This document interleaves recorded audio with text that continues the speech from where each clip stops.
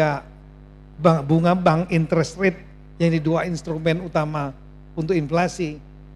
Dan kami hanya menjadi sebetulnya additional lah, penambah aja nih, suplemen dari jurus yang dikerjakan oleh Bank Indonesia dengan melakukan dengan melihat detail per daerah.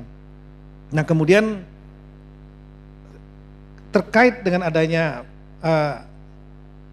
berkurangnya transfer keuangan daerah dari pusat, dan itulah kebijakan. Dan kami sudah sampaikan kemarin ada rakor 3 hari Pak, rakor Sekda seluruh Indonesia di IPDN Jatinangor. Kita retreat Pak di sana. Dan saya sudah nyampaikan beberapa tips bagi daerah. Yang pertama saya sampaikan daerah-daerah jangan melihat angka misalnya selama ini dapat 100 terus menjadi 60 langsung bilang kurang. Kenapa? Karena jangan melihat template yang lama dengan keadaan baru menggunakan template yang lama, pasti kurang dianggap gitu. Tapi yang harus dilakukan adalah melakukan exercise, yaitu efisiensi belanja. Kan komponennya APBD Pak, pendapatan belanja Pak. Belanjanya harus diefisiensikan, terutama yang dibelanja untuk pegawai. Kalau gaji tidak, tapi belanja untuk birokrasinya Pak. Itu harus disederhanakan. Nah yang kedua adalah dipindahkan ke dananya, belanjanya perbanyak yang program ke masyarakat. Itu yang kami sampaikan. Nah ini saja untuk menyisir belanja ini Pak, pasti banyak yang bilang kurang. Tapi begitu kita pelototin isinya, ya ternyata perjalanan dinasnya terlalu banyak, rapatnya terlalu banyak, perawatan harwat, pemeliharaan perawatan terlalu banyak. Nah ini teman-teman kepala daerah tolong jangan berpikir yang lama digunakan untuk situasi baru. Kita juga udah pernah ngalamin 2 kali paling tidak. Pada waktu zaman COVID, semua daerah, semua pendapatan negara berkurang, semua dirasionalisasi. Itu bahasa kerennya, bahasa lapangannya dipotong. Ya. Tapi kita bisa survive gitu. Working from home, saya ingat betul, pernah 75%, yang di kantor hanya 25%. Kerjaan jalan juga. Artinya apa? Jangan-jangan kebanyakan ASN kita ini, kebanyakan pegawai. Iya. Nah, kemudian yang kedua, barusan tadi ngobrol sama ibu, Bu, apa sih yang mau dibuat ini? P2DD ini, percepatan perusahaan digitalisasi daerah. Oh, diantaranya mengenai pendapatan. Wah ini nih, kalau ini yang saya tunggu. Karena apa? Karena saran saya kemarin begitu Pak, ke seluruh kepala daerah dengan seluruh sekda-sekda dan kepala bapeda kemarin untuk perencanaan tahun 2026, selain efisiensi belanja, ya, jangan gunakan template lama. Ada daerah-daerah yang sukses melakukan itu.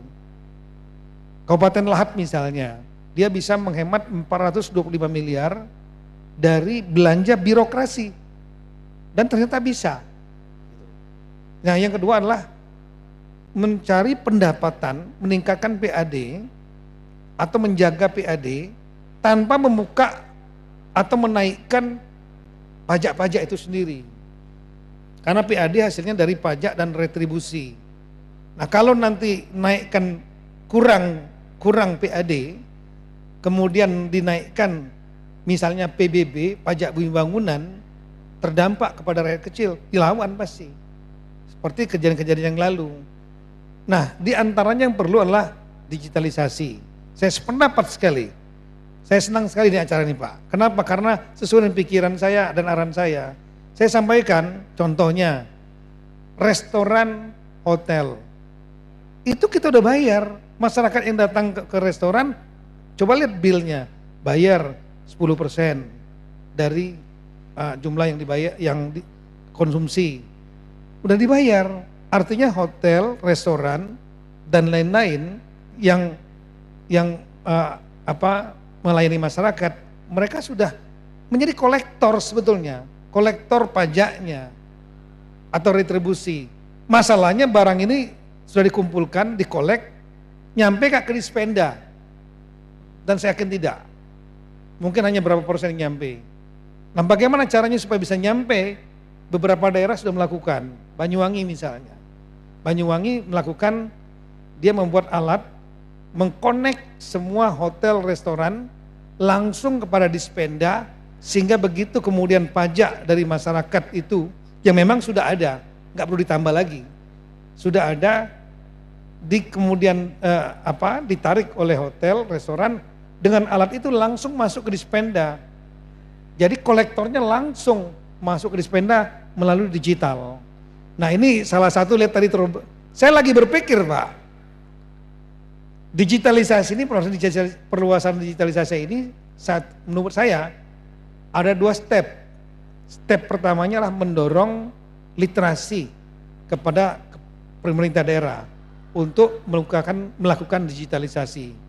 Yang kedua adalah bagaimana untuk menasionalisasi sistem digital supaya tidak terjadi sektoral, island. Seperti yang dilakukan oleh terobosan Bank Indonesia dengan KRIS-nya. KRIS itulah terobosan karya besar bangsa Indonesia, Bank Indonesia.